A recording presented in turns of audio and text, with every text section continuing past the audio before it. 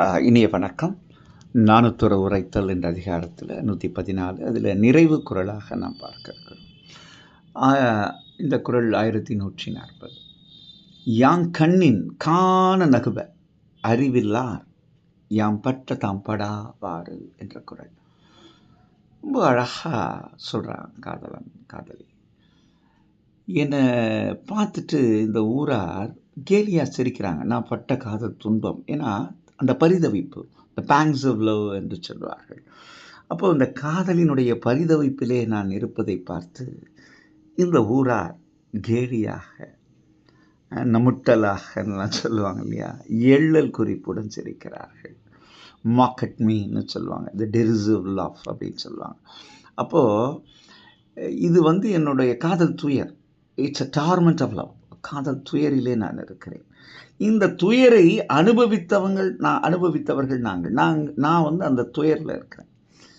அதை நோக்கி நான் அந்த துயரிலே என்னை நானே என்ன செய்வது என்ற ஆற்றாமையில் இருக்கும் பொழுது இந்த மக்கள் என்னை எதிர்நோக்கி சிரிக்கிறார்கள். என் துன்பம் அவங்களுக்கு தெரியல.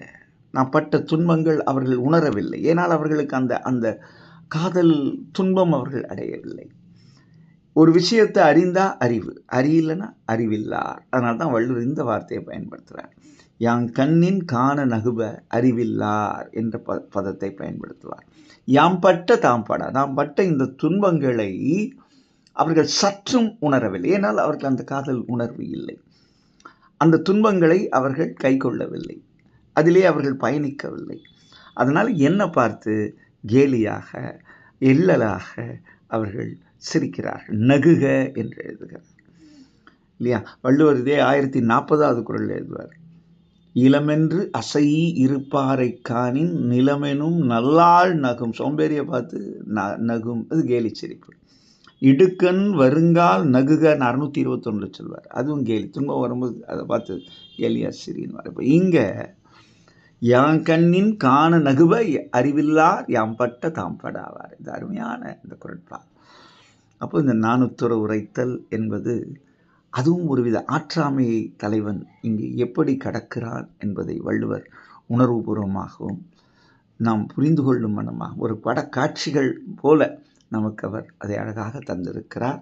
அலர் அறிவுறுத்தல் என்ற இந்த அதிகாரம் ஒரு பேசப்படும் அதிகாரமாக, நம்முள் நினைக்கப்படும் ஒரு அதிகாரமாகத்தான் இருக்கிறது. அதுக்கு அடுத்ததாக அலர் அறிவுறுத்தல் என்ற அதிகாரத்தை நாம் காண இருக்கிறோம். இந்த நாள் இனிய நாளாக இதே வாழ்த்துக்கள்.